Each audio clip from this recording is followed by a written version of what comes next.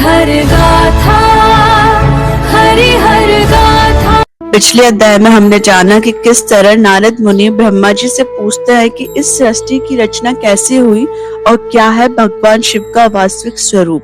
भगवान ब्रह्मा शिव तत्व अर्थात परम सत्य को समझाते हुए कहते हैं कि जब इस संसार में न सूर्य था, न चंद्रमा, दिन न रात, न जल और चारों ओर केवल अंधकार था, उस समय केवल सतत अर्थात परम सत्य ही मौजूद था।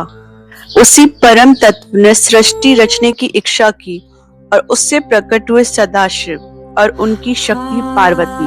ब्रह्मा बताते हैं कि शिवजी ने दिव्य स्थान बनाया काशी, इसे आनंद वन कहा।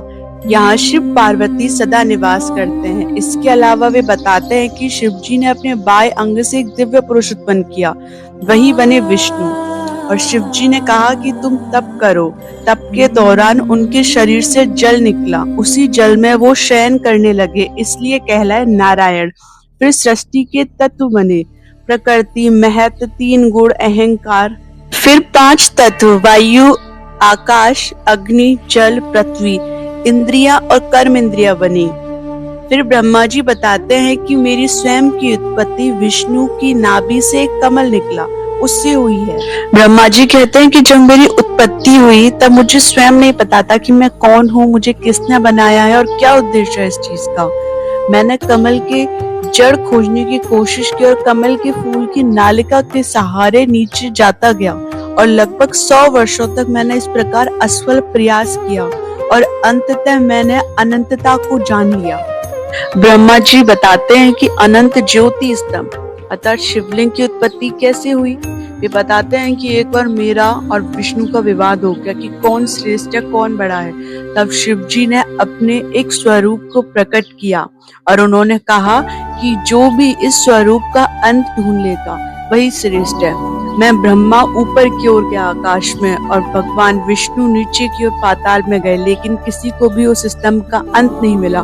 तब दोनों को समझ आया कि यह शक्ति उनसे परे है। उन्होंने अहंकार छोड़कर भगवान शिव को प्रणाम किया और स्वीकार किया कि शिव ही परम सत्य है। अर्थात ब्रह्मा यानी सृष्टि, विष्णु यानी पालन करता, सब शिव से ही उत्पन्न है। पिछली वीडियो में हमने जाना कि ब्रह्मा जी नारद को बताते हैं कि किस तरह मेरी उत्पत्ति हुई, किस तरह भगवान विष्णु की और क्या है शिव जी का परम सत्य। ब्रह्मा जी बताते हैं कि जब उस अनंत ज्योतिर्लिंग का हमने असली रूप जाना तभी हमें एक दिव्य ध्वनि सुनाई दी, वो थी ओम। उन्होंने देखा कि वह ज्योति स्तंभ ओम के रूप में प्रकट है। इसमें 3 भाग दिखाई दिए, आ, उ और मा। आ यानी सृष्टि का प्रतीक ब्रह्मा, उ यानी पालन का प्रतीक विष्णु और मा यानी संहार का प्रतीक शिव। ब्रह्मा जी बताते हैं कि पूरा संसार ओम में ही समाया है, ओम ही परम सत्य का प्रतीक है। इसके बाद ब्रह्मा जी बताते हैं कि शिव जी मुझे आदेश देकर अंतर्ध्यान हो गए। तब मैं ध्यान में बैठकर अपने कर्तव्य के बारे में सोचने लगा और उसी समय भगवान विष्णु से ज्ञान प्राप्त करके मैंने सृष्टि की रचना शुरू करने का निश्चय किया। मैंने भगवान शिव और विष्णु को स्मरण करके जल को ऊपर की ओर छोड़ा, जिससे एक विशाल अंड यानी ब्रह्मांड उत्पन्न हुआ। यह 24 तत्वों से बना था और शुरुआत में जड़ अर्थात निर्जीव था। उसे चेतन बनाने के लिए मैंने 12 वर्षों तक कठोर तप किया। तब भगवान विष्णु प्रकट हुए और बोले कि मैं तुमसे प्रसन्न हूँ, वर मांगो। मैंने भगवान विष्णु से इस ब्रह्मांड को चेतना अर्थात जीवन देने की प्रार्थना की।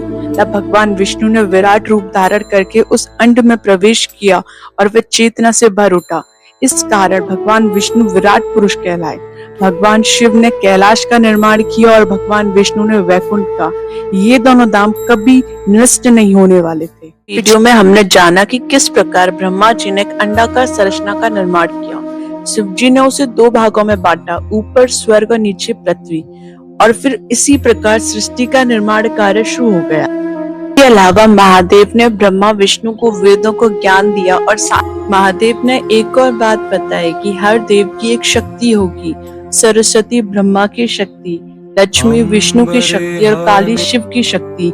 ये केवल देवियां नहीं बल्कि सृष्टि की मूल शक्तियां हैं। सरस्वती देती है ज्ञान, लक्ष्मी देती है पालन और समृद्धि और काली करती है संहार और रक्षा। इन तीनों के बिना सृष्टि अधूरी है, क्योंकि शक्ति के बिना शिव भी शून्य है। इसके बाद महादेव समय का रहस्य बताते हैं कि ब्रह्मा का एक दिन 4000 युग के बराबर होता है और उतनी ही लंबी होती है उनकी एक रात। 30 दिन मिलकर एक महीना और 12 महीने मिलकर एक वर्ष और 100 वर्ष उनकी पूरी आयु। यही है ब्रह्मांड का समय। परंतु महादेव के लिए समय कुछ और ही है। उनकी सांसों से ही काल चलता है और उनकी सांसों की कोई सीमा नहीं है। इसलिए महादेव ही अनंत और अमर है और स्वयं काल है। इसके बाद ब्रह्मा ने बताया कि सृष्टि एक ही बार में नहीं बनी बल्कि कई चरणों कई सर्गों में बनी। सबसे पहले तमोगुणी सृष्टि, ये अज्ञान से भरी थी। फिर आया स्थावर सर्ग, पेड़ पौधे जो चल नहीं सकते थे। इसके बाद तिर्यक सर्ग, पशु पक्षी जो दुख से भरे हैं। फिर उत्पन्न हुआ ऊर्ध्वर सर्ग, देवताओं की सृष्टि सात्विक और सुखद। और फिर आया आर्वक सर्ग, मनुष्य की सृष्टि और रजोगुण प्रधान। इसके अलावा 3 प्राकृतिक सर्ग, महक, भूत, वैकारी और 5 वैकृत सर्ग यानी कुल मिलाकर 8 सर्ग और 9वां कौमार सर्ग, जैसे सनक सनंदन जैसे ज्ञानियों का जन्म हुआ। यही है सृष्टि के बनने का रहस्य। आगे ब्रह्मा जी बताते हैं कि जब वे सृष्टि निर्माण कार्य कर रहे थे तब उन्होंने अपने मन से 4 पुत्रों को उत्पन्न किया, सनक, सनंदन, सनातन और सनत्व कुमार।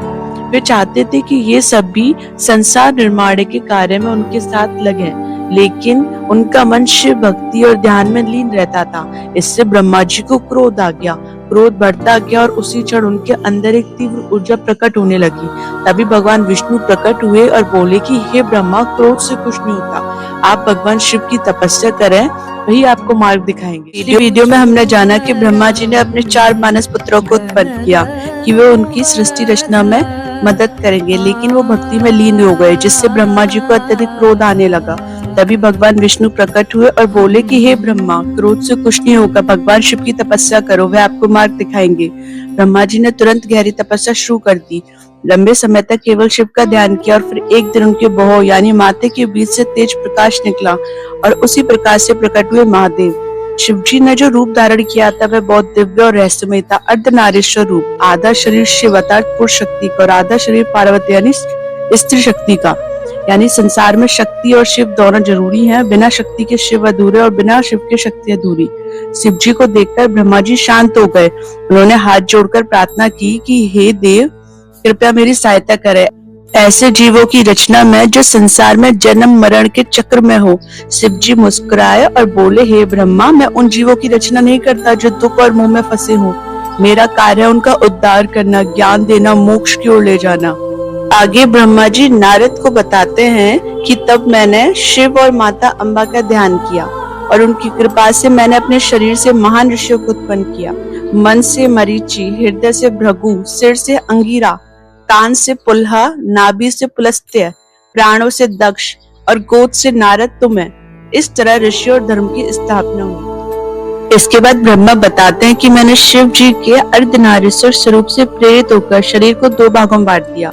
आधा भाग पुरुष स्वयंभुवु मनु, आधा भाग स्त्री शतरूपा। इन दोनों का विवाह हुआ और यहीं से मानव सृष्टि की शुरुआत हुई। मनु और शतरूपा से 2 पुत्र 3 पुत्रियां हुई।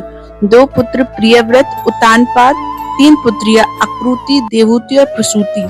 इनके विवाह अलग अलग ऋषियों से हुए और उनकी संतान से पूरा संसार भर गया। इसके बाद ब्रह्मा बताते हैं कि दक्ष प्रजापति की अनेक पुत्रियां हुई। उनका विवाह ऋषियों और देवताओं से हुआ। कश्यप ऋषि से तो देवता, दैत्य, पशु, पक्षी, सर्प सबकी उत्पत्ति हुई और इस तरह पूरा चर अचर जगत बन गया।